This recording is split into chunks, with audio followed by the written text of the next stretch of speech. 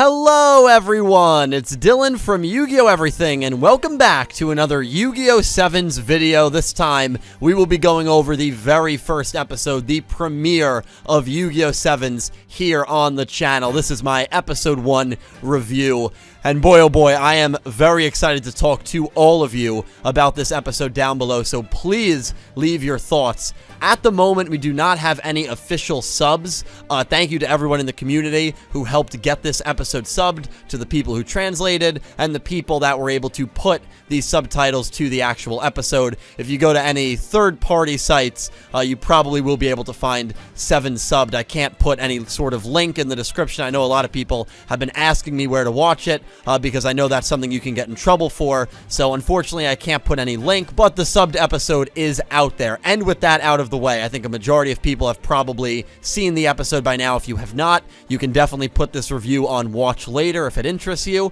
and come back to it after you've seen the episode. Boy oh boy, the brand new era of the Yu-Gi-Oh! Franchise. 20 years with Studio Gallop, now with Studio Bridge. What did I think about the first episode of Sevens? I really did enjoy it. I really did enjoy it, guys. I'm just going to be completely honest.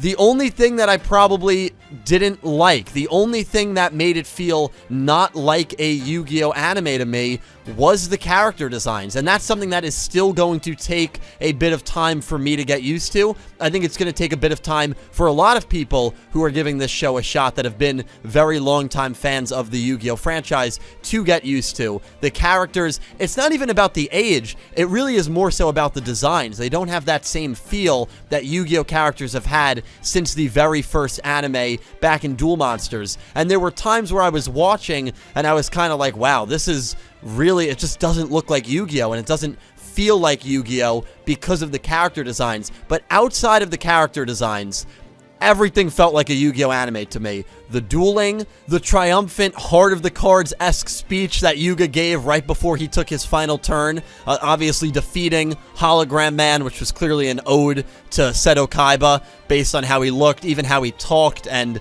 how he kind of carried himself, and summoning Blue Eyes White Dragon. I mean, it's definitely based on Seto Kaiba. This felt like a Yu-Gi-Oh! The mysteries of everything. Roman was super sketch. The city, Goha Corporation, really is a strict and just dry society where it seems like you cannot do anything creative, and you get punished for being creative, and there's drones monitoring the streets. Everything felt like a Yu-Gi-Oh! Really except the character designs. But if that's something that you can look past, which I definitely can look past because the story personally matters more to me, of course that's a personal opinion, not everyone's going to share that sentiment, it felt like a Yu-Gi-Oh! Anime to me. It really did. And it was a much different tone, a drastically much different tone than the first episode of Vrains. Obviously, I liked Yu-Gi-Oh! Vrains a lot, but if you were looking for a more upbeat, uplifting series, this is the show to watch. There was more personality in the characters, and with Vrains, everyone was more reserved, and it was a more closed-off cast, at least in the very beginning. Yu-Gi-Oh! 7's is completely different. These characters are vibrant, they're bursting with personality, as you would expect, because not only have they not gone through something like the Lost Incident, but they are younger kids, and they have that energy, and that innocence, and that naivety about them, which could make this a very fun series. Yuga as a protagonist, I really did like him. He was a bit of a comedic character. He reminds me a lot of a mixture between Yuma and Yuya. The hyper personality of Yuma and the wanting to change dueling to make people happy and make people smile aspect like Yuya. The reason that he's creating Rush Duels is kind of as an escapism. He wants to bring dueling back to being fun. As we know, based on the little bit of information that we know about the Goha Corporation, they control all of the dueling. Dueling is not something that's seen as fun. It's seen as it's scripted, it's by the books, this is how you have to duel. We even see 2 kids try to make a trade with each other, which is a very, very common aspect of Yu-Gi-Oh! If you ever go into a card shop or go into locals, kids are making trades with each other all the time. And yet, it's not allowed. A Goha drone comes over and says, yeah, you guys can't make trades. You have to do it under the Goha supervision, or you have to do it under our supervision and approval, and it's like they're monitoring every move that even these young innocent kids make. I mean, imagine how corporations are run. Imagine how the media is run. Like, this is a really, really dictatorship city, and we saw little hints of that throughout what was a very upbeat and positive and fun episode. How about when Yugioh brings his bike into school and the Goha drones are saying good morning to everyone and for everyone to be happy and healthy, and then they go to Yugioh and they say, hey, your bike doesn't fit up to the modifications, or you've made modifications to this bike. If this continues, you will be, and then we don't hear what the drone says afterwards because Yugioh just stops caring. But what was the drone going to say? Was the drone going to say you will be arrested? You will be prosecuted? Like, you will be expelled? Like, what was the drone going to say? There were a few times in this episode where they really just kind of left us on cliffhangers, which I thought was really, really good. I'm just going to kind of go from character to character because it's the first episode. There's a lot that I want to talk about. Rook, the blue-haired kid. Probably my favorite character in the episode. I liked him a lot. I liked how he carried himself, and he was a great counterweight to Yugioh, while Roman was a good counterweight to Gakuto, because Roman was not really comedic at all, and Gakuto was to the extremity of being comedic and over-the-top clown. I mean, that kid, it's like the kid in middle school that's drinking 3 Red Bulls a day, and you're like, this kid's gonna die if he doesn't cut back on the energy drinks. That is Gakuto. That is the embodiment of Gakuto. And so he was insane, and at times it was like, all right, this is a little over the top, but he did have some moments that I thought were really funny throughout the episode. And the 4 characters, they're very good counterweights for each other. While Yugioh is not as comedic as Gakuto, Roman is also not as comedic, at least in this episode, as Rook was. Rook had some comedic moments talking about the legend and how Yugioh has never heard of it, and then Rook kind of scolds him for it.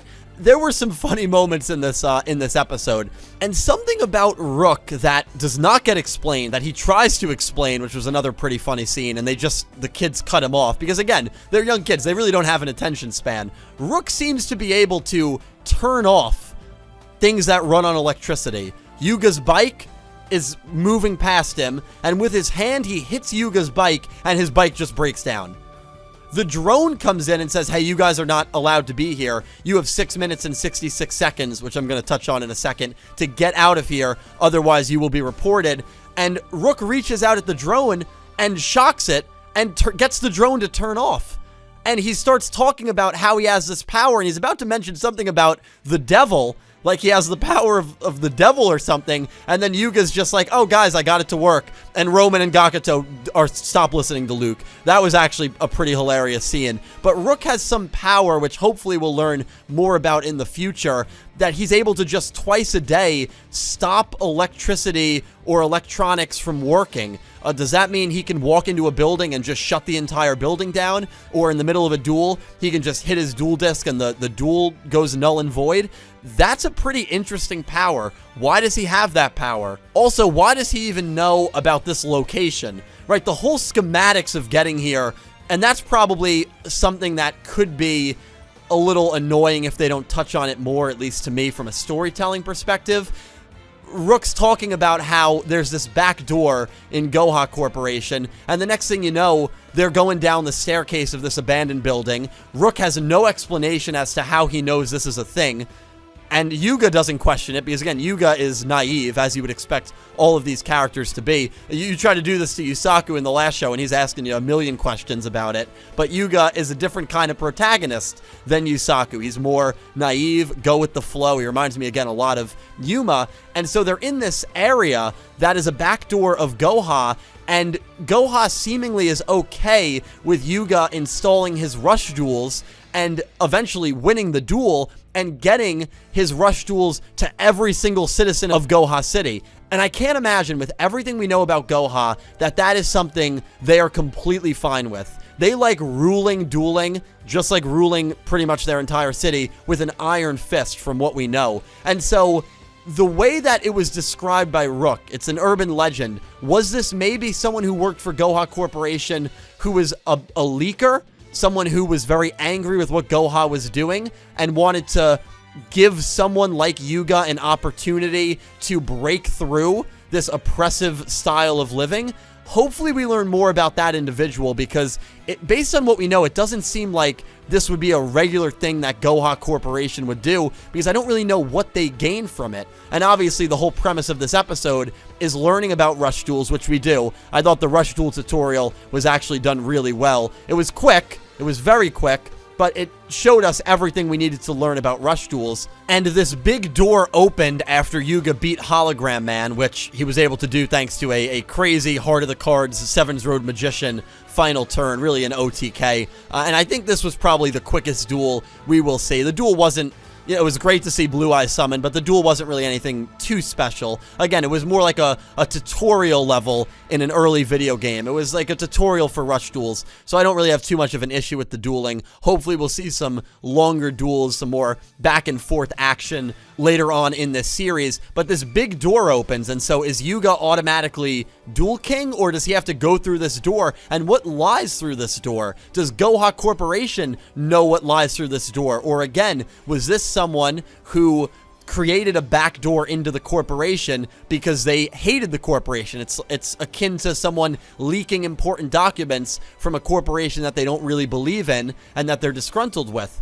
Is that what happened? Was this created by everyone in Goha, or just one Goha employee who was fed up with the company?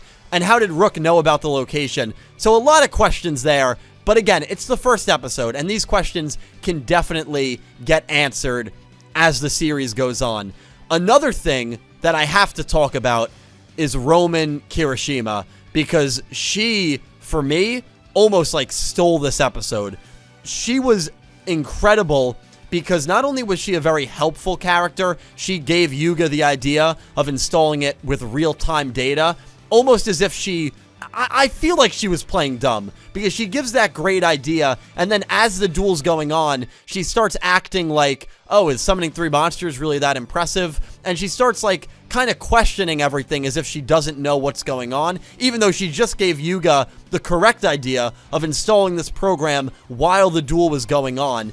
She was seen kind of creeping on the conversation between Yuga and Gakuto on her way to school, and then we see someone say hi to her, and she eventually walks out of the shot. And then the creepiest moment of this episode that she was involved in was the fact that as Yuga and Gakuto are having this conversation, Roman is seen taking a picture over her shoulder of the two of them, and then quickly hides her phone. I think Rook saw it, but Yuga and Gakuto did not. And that, to me, was sketchy as hell. And then another creepy thing that she does is she's hiding behind the wall in this abandoned basement where Yuga is about to duel the Hologram Man. And if Rook didn't know she was there and Rook didn't call her out, I believe Roman would have spied on them the entire time.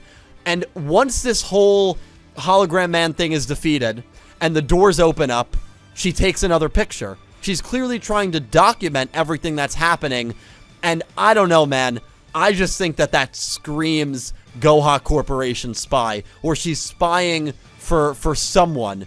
And this is her mission right now, to be undercover. We have the shot of her in the opening where she's crying in a dark room, and I think that could be a point where she's torn between carrying on her original mission of being the spy and now the fact that she's good friends with this group, because I think friendships are going to be blossoming from these characters and between these characters. So Roman was... Even though Rook was probably my favorite character from the episode, Roman was the most fascinating because there is a lot there. And she is someone that I am always going to be keeping an eye on in every single scene going forward, because I do not trust her at all right now. And it's a very unique feeling for a girl lead to have that. Right? Anzu, Kotori, Yuzu, and Asuka, you never got that feeling of, are they going to possibly maybe betray the main group? With Aki early on, Aki was probably the most uniquely written, and Aoi Zaizen, you never really got that feeling either. So already Roman has the potential to be a really deep and a really multi-dimensional character, which I really like. So I thought her character was off to a great start. Gakuto, I'm not going to say too much about him. Again, very just hyper, high-energy guy.